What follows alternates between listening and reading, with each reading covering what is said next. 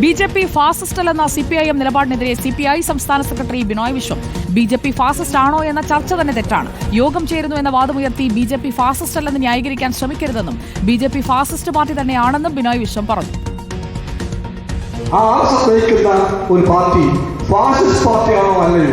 എല്ലാ തരത്തിലും ന്യൂനപക്ഷങ്ങളെ വെട്ടിയാടിക്കൊണ്ട് സ്ത്രീകളെ അടിച്ചമർത്തിക്കൊണ്ട് എല്ലാ പ്രകാരത്തിലും മുന്നോട്ട് പോകുന്ന ആ RSS നിൽക്കുന്ന ഓരോ രംഗത്തും കാണാൻ ഫാസിസ്റ്റ് നിൽക്കുന്നത്.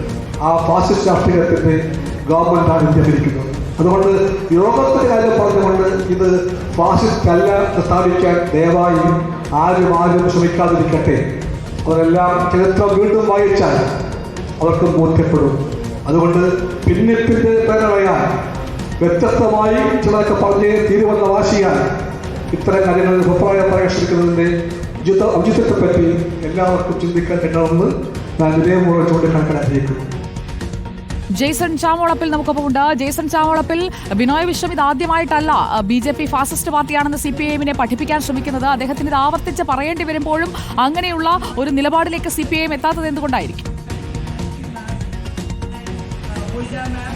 സുജിയ, ഇന്ന് ആദ്യ കമ്മ്യൂണിസ്റ്റ് മന്ത്രിസഭയുടെ 68ാം വാർഷികാഘോഷങ്ങൾ തൃശ്ശൂരിൽ സംഘടിപ്പിക്കുകയായിരുന്നു. അതുപോലെ തന്നെ അവരുടെ സംസ്ഥാന കൺവെൻഷൻ, CPIയുടെ സംസ്ഥാന കൺവെൻഷൻ കൂടി സംഘടിപ്പിക്കുന്നതിനിടയിലാണ് ഇത്തരം പല പരാമർശങ്ങളും പല വിമർശനങ്ങളും CPIMനെതിരെ ഉയർത്തുന്നുണ്ട്. മാത്രമല്ല, ആശാ സമരവുമായി ബന്ധപ്പെട്ട് വലിയ രീതിയിലുള്ള വിമർശനം ബിനോയ് വിശ്വം ഉയർത്തി. ആശാ സമരത്തിൽ എത്രയും പെട്ടെന്ന് ചർച്ച ചെയ്തൊരു പരിഹാരം ഉണ്ടാക്കണമെന്നാണ് ബിനോയ് വിശ്വം പറയുന്നത്. അതോടൊപ്പം തന്നെ വലതുപക്ഷ ശക്തികൾക്ക് ഒരു ടൂള് നൽകുന്നതിന് തുല്യമാണ് ഇപ്പോൾ സമരം തുടർന്നു പോകുന്നത്. അതുകൊണ്ട് തന്നെ എത്രയും പെട്ടെന്ന് ആശാ സമരത്തിൽ ചർച്ച വേണം, ന്യായമായ ചർച്ച വേണമെന്നതാണ്.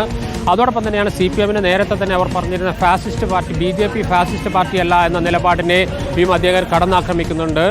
അത്തരത്തിലൊരു ചർച്ച പോലും ചെയ്യാൻ എങ്ങനെയാണ് ഇവർ കഴിയുന്നതെന്നാണ് പ്രധാനമായും ബിനോയ് വിശ്വം ചോദിക്കുന്നത്. അത്തരത്തിലൊരു ചർച്ചയ്ക്ക് പോലും പ്രസക്തിയില്ല.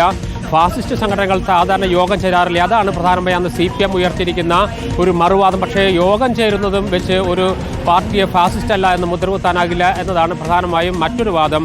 ഇതിനും അപ്പുറത്തേക്ക് CMRL കേസുമായി ബന്ധപ്പെട്ട് മുഖ്യമന്ത്രി ഒറ്റപ്പെടുത്താൻ ശ്രമിച്ചാൽ അത് അനുവദിക്കില്ല.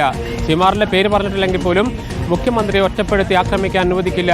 അടുത്തത് മൂന്നാം ഭരണമാണ്, മൂന്നാമത് LDF സർക്കാരിന് ലക്ഷ്യമെന്നടക്കമുള്ള കാര്യങ്ങൾ കൂടി ബിനോയ് വിശ്വം ഉയർത്തുന്നു. ഏകദേശം കമ്മ്യൂണിസ്റ്റ് മന്ത്രിസഭയുടെ 68ാം വാർഷികാഘോഷത്തിൽ CPIMനെതിരെ കടുത്ത വിമർശനം, അതോടൊപ്പം തന്നെ CPIMന് സംരക്ഷണം ഒരുക്കുന്ന ഒരു പ്രസംഗമാണ് പ്രധാനമായും ബിനോയ് വിശ്വം നടത്തിയത്. സുജയ.